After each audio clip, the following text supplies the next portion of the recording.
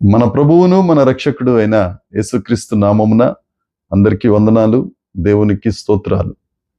సర్వకృపానిధి అయిన దేవుడు, సర్వోన్నతుడైన దేవుడు, సర్వశక్తిమంతుడైన దేవుడు మనలందరినీ ప్రేమించి రాత్రి సమయమందు మంచి నిద్రను మనకు అనుగ్రహించి మరొక నూతన దినములో మనలను సజీవ లెక్కలో లెక్కించినందుకై ఆ దేవాది దేవునికి సమస్త మహిమ ఘనత ప్రభావములు చెల్లునుగాక.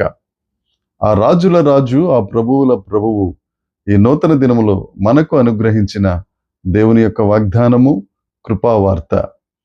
యోబు గ్రంథం 22వ అధ్యాయము 28వ వచనము.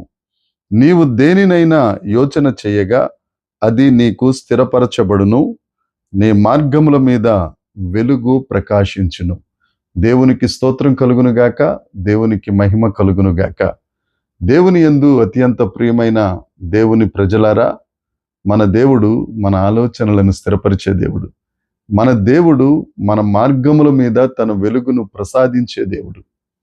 అయితే మన ఆలోచనలు ఎలా ఉండాలి? మన ఆలోచన విధానం ఏ విధంగా ఉండాలి అనంటే, మన ఆలోచనలు మేలైనవిగా, మన ఆలోచన విధానం పరిశుద్ధమైనదిగా ఉండాలి.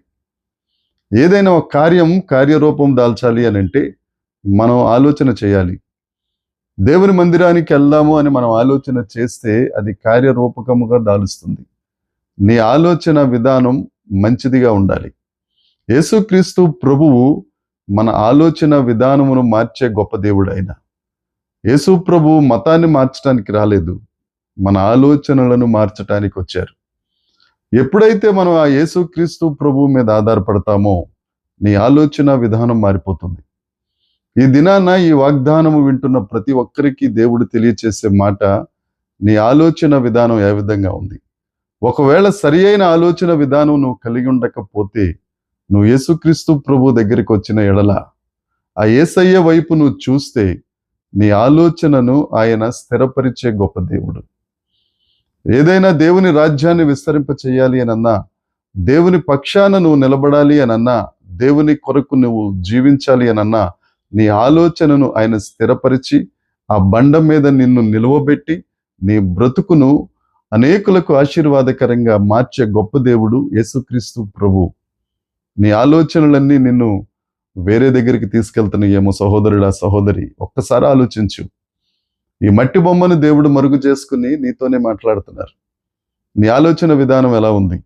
యేసయ్య దగ్గరికి రా, నీ ఆలోచన విధానమును మార్చుకో.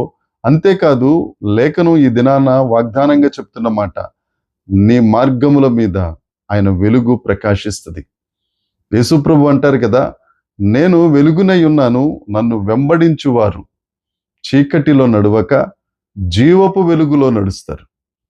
ఆ వెలుగైన యేసుక్రీస్తు ప్రభు దగ్గరకు వస్తే నీ ఆలోచన విధానం చీకటిగా ఉండదు, నీ మార్గాలు చీకటిగా ఉండవు. చీకటిలో కన్ఫ్యూజన్ ఉంటుంది, వెలుగులో స్వచ్ఛత ఉంటుంది. నీ బ్రతుకు స్వచ్ఛంగా ఉండాలి అనంటే నీ మార్గాల మీద యేసుక్రీస్తు ప్రభు వెలుగు నిశ్చయంగా ప్రకాశించవలసిందే. ఆయనే వెలుగు. యోహాను సువార్త 14వ అధ్యాయంలో యేసుప్రభు అంటారు, నేనే మార్గం, నేనే సత్యం, నేనే జీవం. ఆ మార్గమైన ఆ దేవుని దగ్గరికి, ఆ సత్యమైన దేవుని దగ్గరికి, ఆ జీవమైన యేసుక్రీస్తు ప్రభు దగ్గరికి నువ్వు వచ్చి నీ ఆలోచన విధానం సరిచేసుకుంటే నీ మార్గాల మీద ఆయన వెలుగు ప్రకాశింపబడుతుంది.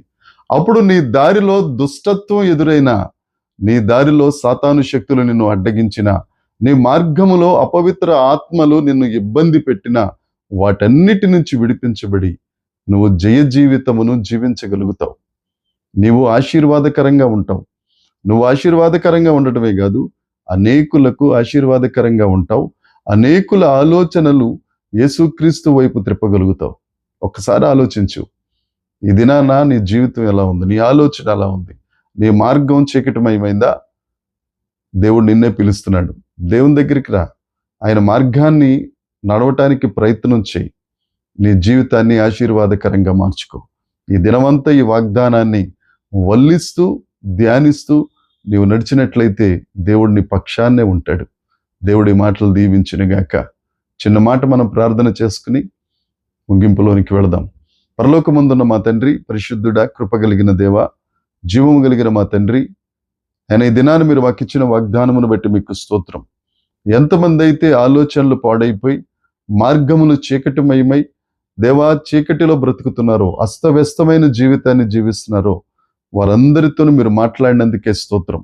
ఎంతమంది అయితే నీ వైపు ఆశగా చూస్తున్నారో దేవా, నీ పట్ల ఆశలు కలగాలని, ఆలోచింప చేయాలని ఆశపడుతున్నారు తండ్రి, వారిని అందరినీ దరి చేర్చుకుని వారి మార్గముల మీద వెలుగు ప్రసాదించమని, మహిమ పొందుమని యేసుక్రీస్తు నామమున ప్రార్థించి అడిగి వేడుకొనుచున్నాము తండ్రి. ఆమేన్. దేవుని కృప మనందరికీ తోడై ఉండునుగాక. ఆమేన్, ఆమేన్, ఆమేన్.